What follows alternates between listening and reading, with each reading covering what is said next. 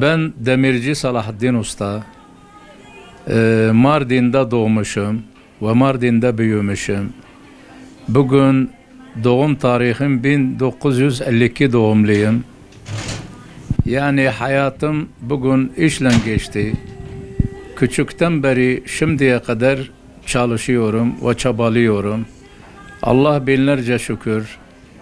Ekmeğim bu sanatla çıkartıyorum. Bu sanatlardan çıkartıyorum. Yani bir sıkıntım yoktur, bir şeyim yoktur. Yalnız Alman yoktur. Biraz önce size anlattım ya, Alman niye çalışmıyor? Onun yevmiyesini çok versek çalışırlar. Bugün en az 700 lira, en az 1 milyar alması lazım. Öyle diyelim. Artık paranın kıymeti kalmamış. Vallahi keşke ben çocukluğuma dönmüş olsaydım. Çünkü bugün bir insan çocukken ilken namazını boşa gitmesin, namazını kılsın. Namaz bugün farzdır. Allahu Teala o namaz bize farz kılmış. Yani bizim boynumuz borcudur, o namaz kılmamız lazımdır. Ama çok arkadaşlar vardır, namaz falan nedir? Yani kılmıyorlar. Halbuki bu namaz bizim boynumuz borcudur. Ve bugün insan nereye giderse gitsin namazda hiçbir şey yoktur, bir maneyi yoktur. Yani namaz çok güzel bir şeydir. Bir insan namaz kıldığı zaman hem ömrünü uzatır, hem rızkını çoğaltır. Yani her yöntemde hem huzur getirir o adama ve kendi evine huzur getirir, yani bereket koyar. Bugün Allah kimseyi imandan ayırmasın. Bugün biz niye yaşıyoruz?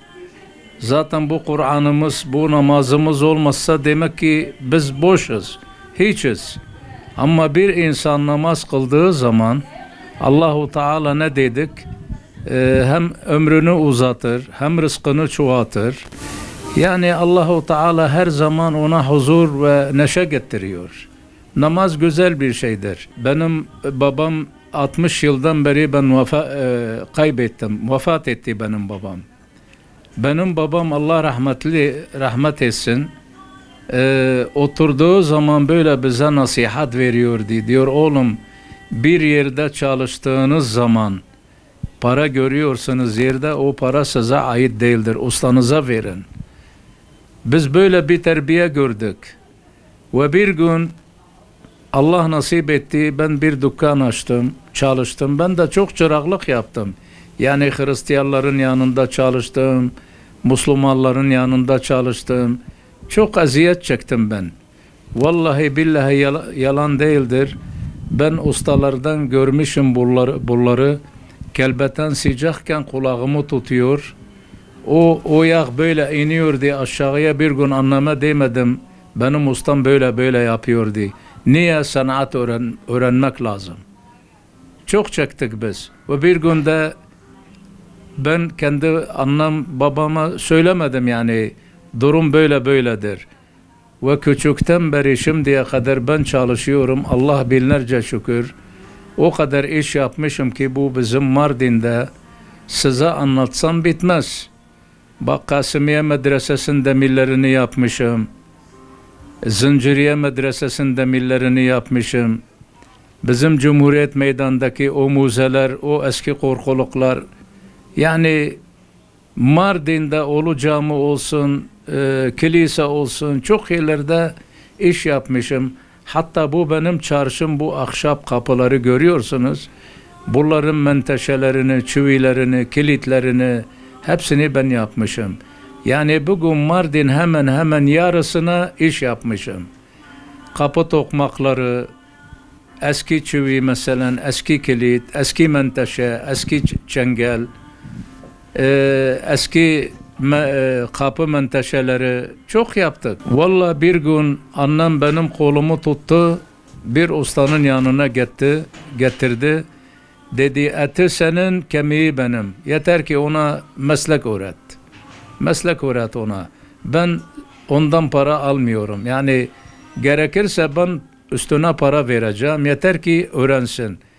Bugün kardeşim, bütün arkadaşlara söylüyoruz. Allah için gelin çalışın. Gelin öğrenin. Diyor bana ne kadar yemeğe vereceksin? Ya kardeşim gel bakalım çalış, öğren. Elbet senin hakkını yemiyoruz. Elbet senin paranı alacaksın. Artık bu saatten sonra şimdiki gençler artık kafası almıyor abi. Niye almıyor? Sabah akşama kadar bu telefon elinde. Adam ne yaptığını o da bilmiyor. Yani ne yaptığını bilmiyor. Ve nereye gidecek, nereye gelecek o da bilmiyor. Yani gençliktir artık. Allah ıslah etsin onları. Allah ıslah etsin. Bak bugün öğretmen olabilirsin. Hatta hakim olabilirsin. Savcı da olabilirsin. Vali de olabilirsin. Ama sanatkar olamazsın. Ben küçükten şimdiye kadar çalışıyorum, çabalıyorum. Allah'ın izniyle tekrar diyorum. Benim gözümün önünde bir şey kaçmaz. Yeter ki o işi göreyim, aynısını yapıyorum. Ve benim okuma yazmam da yok. Çünkü küçükten bizim babalarımız ilken dedi sanat öğrensin. Okul kimsenin aklına gelmiyordu. Bugün bütün bizim arkadaşlar, millet hepsi okula. Kardeşim okul sana ne yapabilir ki? Tamam okuyun. Biz demiyoruz okumayın. Ama yani bugün nereye gideceksin? Nereye çalışacaksın? Çalışacak yeriniz de yok. Allah yardımcımız olsun. Sabahleyin ezan okunduğu zaman tabi kalkıyoruz, namazımızı kılıyoruz ve dükkanımıza geliyoruz. Bismillahirrahmanirrahim. Ya Rabbi yessir ve la tuassir. Dükkanımı açıyorum. Allah ne verdiyse halal bir lokma, halal bir ekmek yiyoruz. Evimize götürüyoruz. Kardeşim, bugün çalışmayan insan ekmek yok. Çalışmayan insan kim olursa olsun, çalışmayan insan ekmek yoktur kardeşim. Çalış, senin cebin para dolsun. Kimseye muhtaç olma. Vallahi benim şimdi şu anda 4 tane kızım, 5 tane çocuklarım vardır. 4 tane kızdır, bir tek oğlandır. Allah binlerce şükür. Onları güzelce beslemişim. Her sabah kalkıyordum. İşe gitmeden önce başların uçlarında herkesin kısmeti neyse para bırakıyorum çünkü okula gidecekler.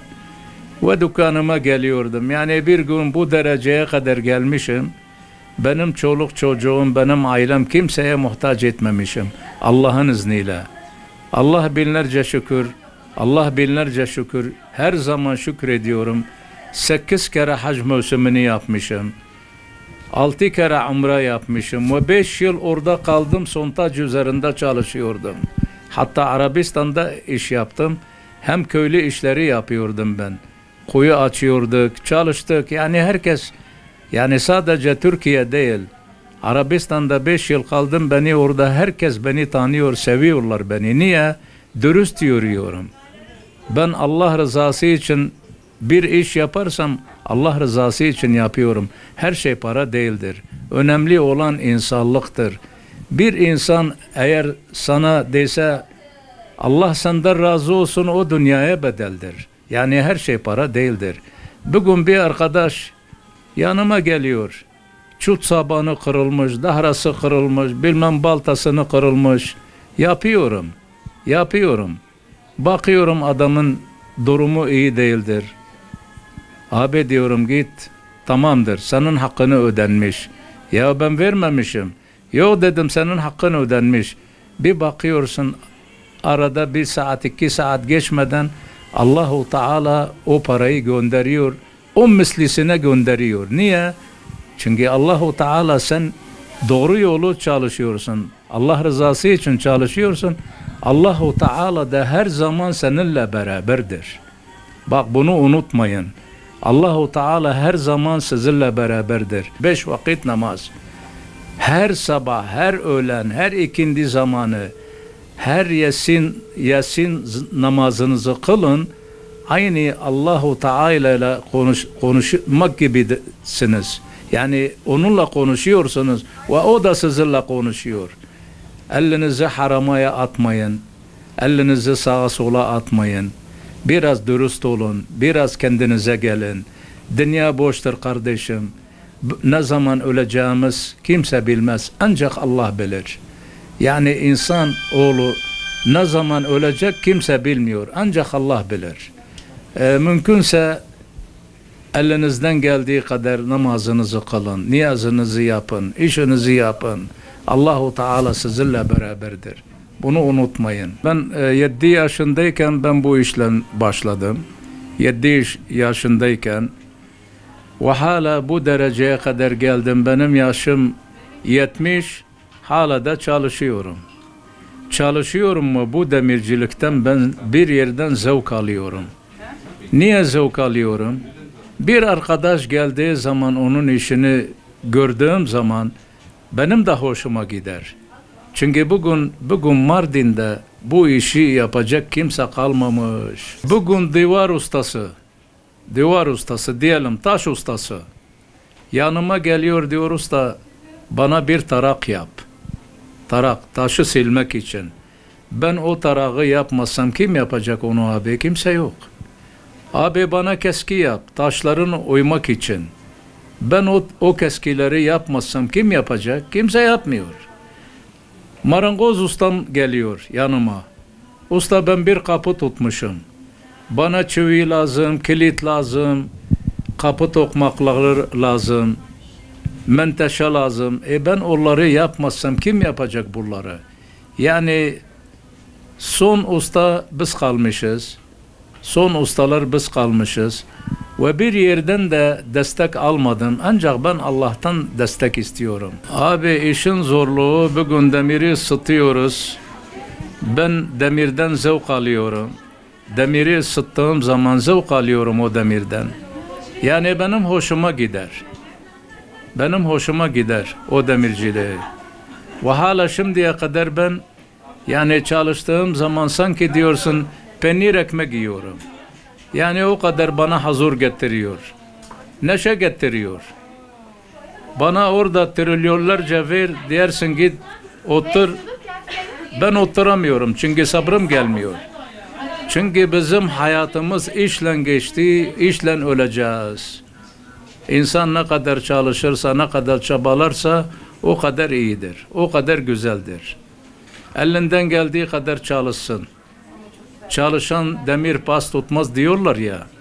Çalışacaksın, çabalayacaksın, çoluk çocuğun için, kendin için. 7-8 tane çırak yetiştirdim. Yani bazen birisi kafası alıyor, birisi kafası almıyor. Yani kimse benim yerimi tutmadı. Kimse benim yerimi tutmadı. Hatta 10 kişi ben çalıştırdım. Vallahi kendisine diyordum ocağın önüne geç, öğren ya, öğren. Kendine bir demir koy, bak bir şeyler yap, bir şeyler et. At naalları yapıyordum. Her hafta 5000 geyim ben at naalları götürüyordum Diyarbakır'a. At naallar için arabalar, paytollar çok götürdüm ben. Diyarbakır'a çok çalıştım. kazan kulpları yapıyorduk. Taşlar için büyük o yoğurt satırlar var ya, o bakır satırlara vuruyorlar diye. Çok kazan kulpları yaptık biz. Yani benim hayatım işle geçti. Hayatım işle geçti. Vallahi çok şükür ne oldu bana? Sanki diyorsun 15 yaşında bir insanım şimdi. Niye? Çünkü çalışıyorum ben. Ramazan aylarında öğleye kadar çalışıyorum. Öğleden sonra zaten paydos ediyorum. Zaten sabah geldim 1-2 saat 3 saat çalıştım mı yeter. Ben Arabistan'da çalıştığım zaman Ramazan ayları bırakmıyorlar. Orada yasaktır. Diyorlar ki bu adam eğer çalışırsa iftarını bozacak. Vallahi billahi yalan değildir. Temmuz aylarında o sıcakken çalışıyordum. Benim bütün elbiselerim böyle sık, bir kova su çıkıyordu içinde. Ve bir günde orucumu bozmadım. Allah'ın izniyle. Ve şimdiye kadar ben orucumu tutuyorum. Namazımı kılıyorum. Allah'ın yoluna gidiyoruz. Vallahi şimdi bugün Mardin'de bir tek usta ben kalmışım. Zaten piyasada kimse yoktur. Bizim bir tane ustamız vardı. Allah rahmet eylesin. O da öldü gitti. Yani bu işi yapacak kimse kalmadı sayın abim. Son ustalar.